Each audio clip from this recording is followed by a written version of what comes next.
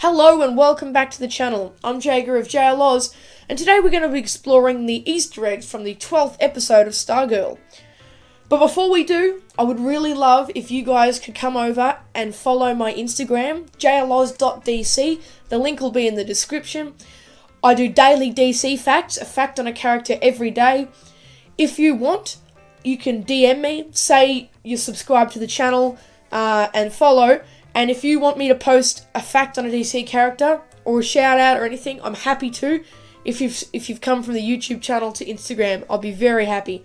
So follow that for daily DC facts, DC news, and awesome moments from the comics. It's a really good account, and I'm really enjoying running it, and the quality's reasonably good. So make sure you follow that and subscribe to this channel. But without further ado, let's get into the video.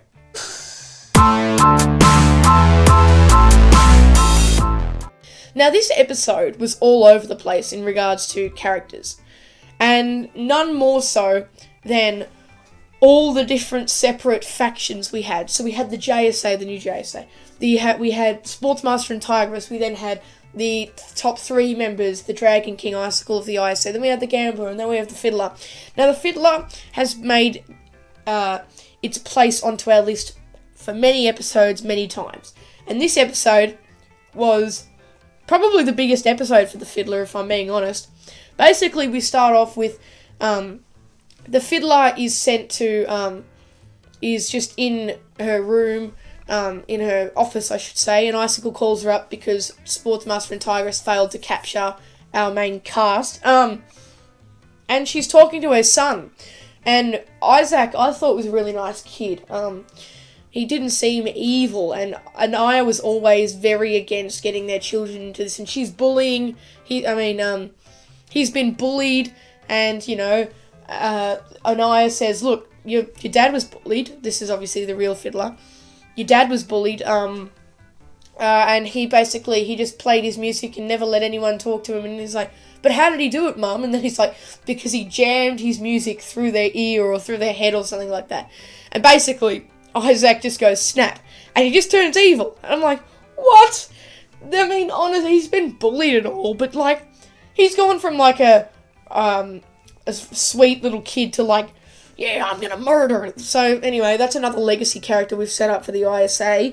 And then the Fiddler, obviously, Icicle calls, to Fiddler because, you know, if she plays her music, she just freezes all the characters, and they can't do anything about it. Sends them over to where Sportsmaster and Tigress are, and then she gets lippy, and she starts having go, and basically, I guess this was the moment that all those mentions of Sportsmaster going, yeah, my wife's, she's a real ticker, she gets quite angry. This is what this led up to. Anaya's getting lippy, you know, your daughter's you're a bad person, narcissistic, bad people, you know, keeps going on, Tigress turns around and just shoots her in the chest. And I saw it coming, the angle at which it was being shot from, you could see that they were trying to get Tigress into the film. I sort of predicted it before it happened because I could see what was going to happen next. Anyway, the Fiddler's dead, and the new Fiddler, Isaac Bowen II, will obviously take her place. Now, if you've watched my halfway season review, which will be in the top right of your screen, you would know that I'm really, really, really worried about the fate of the ISA. The JSA couldn't take them out. Dr. Fate, The Flash, Alan Scott, they all couldn't get them, and we're expected to believe that our man, Dr. Midnight, Stargirl, Stripe, and Wildcat can do it. And I'm very worried that it's going to blow them off, move on to the next season, next set of villains, and we're done. And what I'm really, really not for, and I watched this episode, and I'm like, great. I don't like Cindy because she is going to be the survivor. All the other ISA members are going to be dealt with, and she's going to be the new ISA with Isaac and with all these other Johnny Sorrow, you know, all these people. And I like all the ISA characters. I don't like Cindy. And the way this series is going to go, I'm predicting it right now, Cindy's going to become a very big part, and she will continue to be a part. And I'm not all for that, to be honest. I don't like the way, basically Cindy was the reason Brainwave killed his son. I didn't realise that until Brainwave actually said it, but I thought, yeah, probably fair enough. they had a bit of an exchange. Honestly, I like the ISA. I don't like Cindy, so I'm not very keen for how things are going to go post season 1. Now, ever since we saw Rick's character from the start, when he became Owlman, he was given his dad's journal, and his task for the last few episodes since he got it has been to crack the code in the journal. And no one knows what the code's for. I originally thought it was the equation for how to make the, I forget what's called, a mazo drug? Anyway, I thought it was for that stuff that's in the hourglass. Anyway, it's not. So, in this episode, Rick's trying to crack it. All of our main characters go to this safe cabin. So all of them. Beth, Yolanda, Justin, they're all here, which is really weird because where are their parents? How do their parents not know about... Anyway, plot point. And basically, they're at the safe house and Rick's sitting up late and he's trying to work out the journal. And Justin comes in and Justin parts his advice and... it's a nice little moment between them, and then, obviously, Justin, because he's a nutter, he's like, I'm gonna go and clean the toilet. Rick's like, oh my god. Anyway, he gets pissed, throws the journal at the wall, and Pat comes and helps, and they're working it out, and, he's tried birthdays, he's tried everything, and then Pat goes, what about the car? And then Rick goes, yeah, the car. It's obviously going to be the car. Otherwise, they would not have mentioned the car so prominently. Like, all these things have their place. So they wouldn't have mentioned the car if it wouldn't have been important to the plot.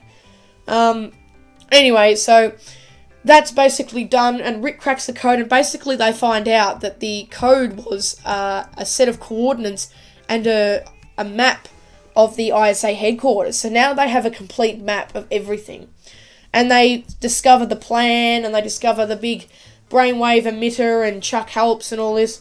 And basically they're the wiser to the ISA's plan. So basically the plan is really, the gambler, puts the electronic signal so that no one knows what they're doing. They shut on the machine, Brainwave sends up his ways, and they basically get these people to work for them and possibly fight for them to change the Constitution. And that's basically where that went, really. Now, right at the end of this episode, we see our characters headed to the ISA headquarters. And we finally get the namesake of the episode, Stars and Stripe. Now, Stars and Stripe was the comic run, which, yes, I still have not read. I just haven't. I'm in the middle of reading Blackest Night, all these comic books. Anyway... and we never really get to see Stars and Stripes, and we haven't seen it for a while. And in this episode, Pat and Courtney go, and we basically see Stars and Stripes. So, obviously, as we know now, it only latches on to adults. So, by the end of the episode, we're left on a cliffhanger because Pat turns to Courtney, and Pat's about to hit Courtney in Stripe because he's under the control. And that's where the episode ends. Now, at the beginning of this episode, at the end of this episode, we get a scene where all of our characters split up, and Beth and Barbara are sitting at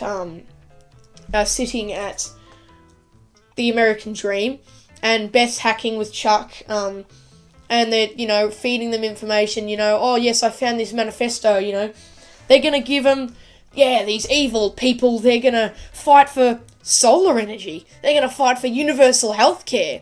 They're going to do this. And then they discover, basically, they're going to, if people's brains are too developed, they'll fight off the brainwaves, and that, in turn, makes their brains shut down and they die. And just after that, everyone's in place and ready to go, and the gambler goes, "Hi there." And then, basically, he's like, "I just hacked your hack of our hack, young lady." And he's like, "So who do I have the pleasure of speaking to?" And I liked this scene. Charles, Dr. Midnight, the real one, the one that's AI, is like, "She's Dr. Midnight." Is that right? So basically, they hack into the system, and Beth's like, panicking, and she's like, guys, we only have 30 minutes left until Brainwave starts. And then the gambler basically goes, you thought it was 30 minutes till we start. No, 30 minutes is when the thing starts. It's 30 minutes until Brainwave is finished. It's like, oh my god, it's already started. Barbara gets knocked up, Justin gets knocked up, and Pat, of course, gets knocked up. And it's already started. Now they're working against the clock. And it's the JSA versus the whole of Blue Valley and all of our heroes that are adults. And I can't wait for the next episode. With that being said, guys, we will bring this episode to a close. Thank you for watching. Make sure to like and subscribe and turn on that notification bell so you never miss out on one of Stargirl's Easter eggs videos. I'm going to get the next episode out as soon as it does, so hopefully a lot of you guys can see it instead of waiting a few weeks like I normally do. I'm going to get it out straight away. I can't wait to watch it. Make sure to follow my Instagram, jloz.dc. The link will be in the description, along with links to channels I want you to subscribe to. Glider Guy and ICSeal25, all be in the description. Thank you, have a great day, and I'll see you in the next video. Cheers.